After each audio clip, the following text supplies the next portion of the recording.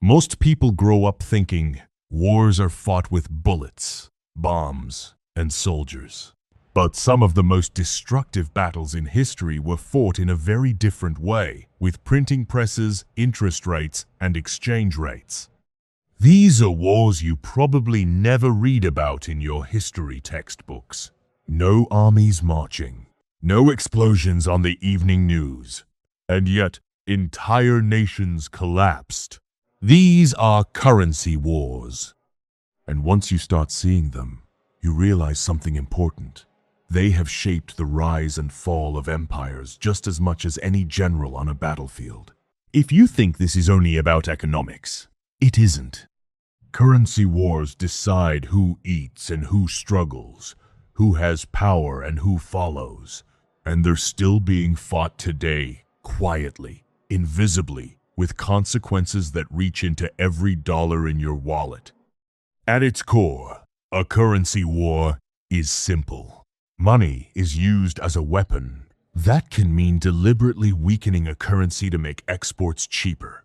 It can mean flooding markets with cheap credit to pressure rivals, or hoarding gold and reserves to tighten the screws on anyone who depends on them. On the surface, this looks like clever strategy. In reality, it's economic history's version of chemical warfare. You may hurt your opponent, but you poison yourself in the process. One of the first modern examples appeared during the Great Depression. After the 1929 stock market crash, economies spiraled into chaos. Countries were desperate to sell their goods abroad just to survive. With global demand collapsing, nations turned to competitive devaluation. Britain abandoned the gold standard in 1931. The United States followed in 1933. France, Italy, Japan, everyone joined the race. Instead of restoring trade, it made imports more expensive, lowered living standards, and deepened international tensions. Those tensions helped pave the road to the Second World War. But currency wars didn't begin in the 1930s. The Roman Empire was fighting its own version nearly 2,000 years earlier. Rome's power rested on trust in its silver coin, the denarius. But as wars grew more expensive, emperors found a tempting shortcut. They reduced the silver content of the coin while claiming it was unchanged. At first, the difference was barely noticeable. Over time, silver content fell from nearly pure to less than 5%. It was the ancient equivalent of running the printing press. And the outcome was familiar: inflation, loss of trust, and economic breakdown. By the time barbarians reached Rome's borders, the empire had already weakened itself from within. After the Second World War, the world tried to avoid repeating these mistakes. The Bretton Woods system tied global currencies to the US dollar and the dollar to gold. It was meant to prevent currency wars. Instead, it created a new kind of power. Because the United States controlled the dollar, it could project influence without firing a shot. Financial pressure replaced military confrontation. But this system also had limits. By the late 1960s, the US was printing more dollars than it could back with gold, funding both the Vietnam War and ambitious domestic programs. Other countries noticed and began demanding gold in exchange for their dollars. In August 1971, President Nixon closed the gold window. Overnight, Bretton Woods collapsed. The world entered an era of floating exchange rates and a new age of currency wars. One of the most consequential examples came in the 1980s. Japan was rising rapidly, powered by exports and industrial efficiency. Its trade surplus with the United States was enormous. In 1985, major economies signed the Plaza Accord. Officially, it was about correcting trade imbalances. In practice, it was a coordinated currency strike. The yen surged in value. Japanese exports became expensive. An asset bubble inflated, and then burst. Japan entered decades of stagnation. No weapons were fired. Currency markets did the damage. That's the nature of currency wars.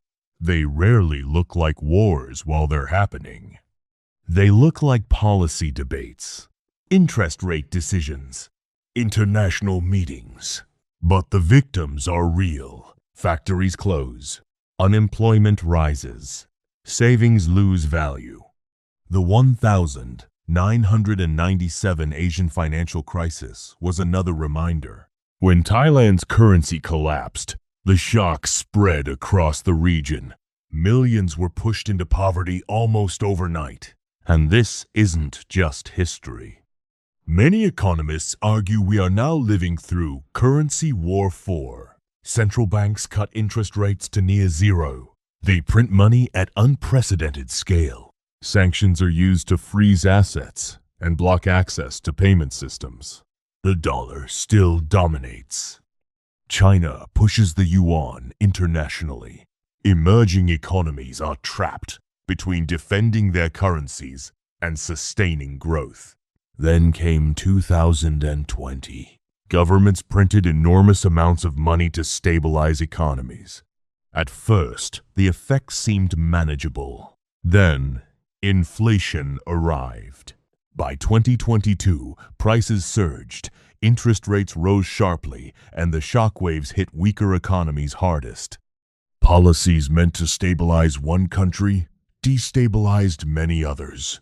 That is the hidden cost of a currency war. History suggests these conflicts rarely end cleanly. Something eventually breaks a currency, a system, or a political order. The names change. Rome, Britain, America. The playbook doesn't. The most dangerous part is this.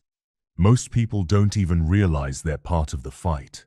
You don't hear a currency collapse. You feel it when groceries cost more, rent rises, and savings lose value. By the time the headlines catch up, the damage is already done. That's why understanding these patterns matters. Not to predict the future, but to prepare for it. Currency wars remind us that money is not neutral. It is a tool of power. And the people who lose are usually the ones who trusted the system without question. History doesn't repeat exactly, but it does rhyme. So the next time you hear about a currency adjustment, an interest rate cut, or new sanctions, don't dismiss it as abstract economics. Think of it as the opening move in a battle. Because in a currency war, you don't have to be a soldier to become a casualty. If this gave you a new perspective, subscribe. History has the answers.